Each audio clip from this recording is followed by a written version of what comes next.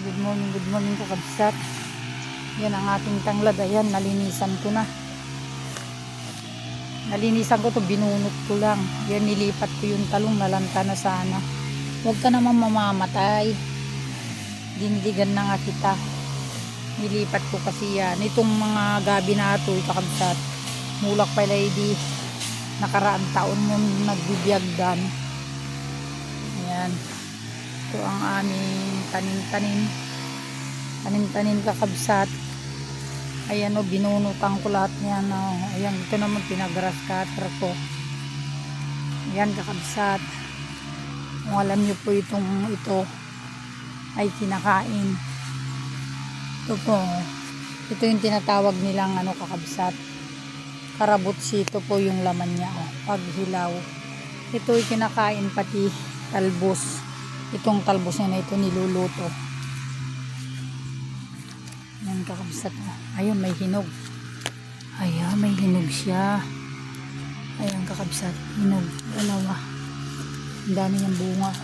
3, 4, 5. Ayan, dami niyang bunga kakabsat. Ayan ang mga bunga niya.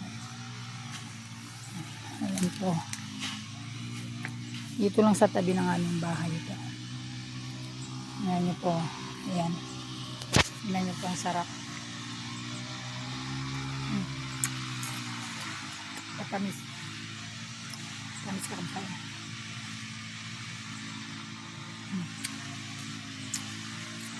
Ayan o.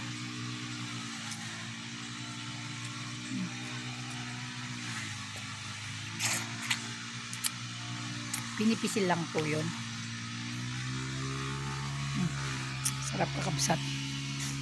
Itong ugot niya na ito niluluto rin sa ulam. Yung ba hindi pa matigas. Buti may tumubo ditong karabutsi. Ayan. Ang dami po. Ang dami niyang bunga kaya lang hindi pa siya hinog. Ayan. Isa.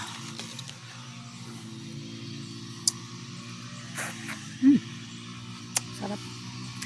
Tingnan natin nag-grass cutter. Ito po ay lilinisang tataniman ko po lahat ito.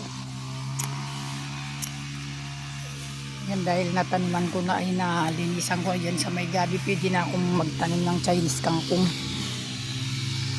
Yan kakabsat ang aming paligid.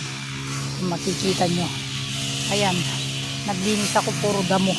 Yan kakabsat. Ito lilinisan ko dito sa nag-grass cutter sila dun. Ang dami pong bunga ng sili kakabsat to, masarap yan sa bagoong. Ayan. Tingnan nyo po kakabsat. May tanglad. Yan tanim namin. Yan po ang aming mga palayan. Ito marami rin tanim. Kung dito to, magtatanim din ako rito. May tubig na kasi dyan. May mga gabi rin dito kakabsat. Papaya. Ilan na lang yung bunga ng ating papaya kakabsat. Ayan. Ito. Hindi pa siya. Kasi nung tag-araw, ayan, hindi sila gaano kasi yung panito mga papaya ito na tinanim ko. Kakabsat yan. Mamaya kukuha ko ng gabi. Ayan. Marami pong gabi dun, Ayan. Gabi, ito po yung aming kubo kakabsat. Bari-bari. Ito po, bari-bari. Ito po ang aming kubo na hindi kami nakakapagano dito, pero masarap pong magtambay dito. Itong kamote nito, siguro malaki na yung laman. Ayun, pinapalinis ko yung gilid dahil marami doon ng mga gulay kakabsat. Yan, ganito yung buhay dito sa probinsya. Malapit na naman tag-ani kakabsat. Ang dami pong suso, suso. Ayan.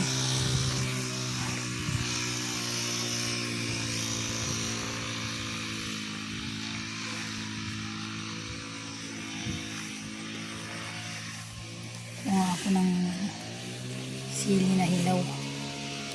para pagkakain ako mamaya.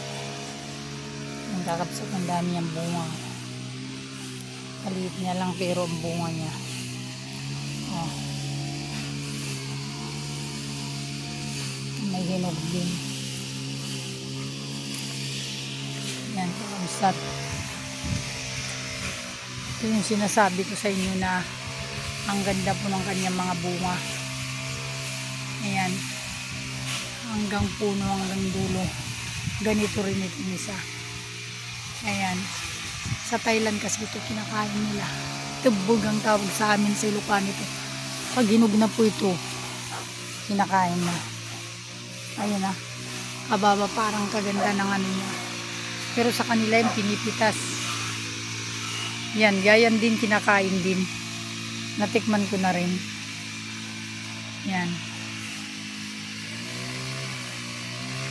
Yan, kakabsat. Napakagandang ano. Dito kahit sa gilid-gilid may makukuha ka na ng mga pagkain, kakabsat.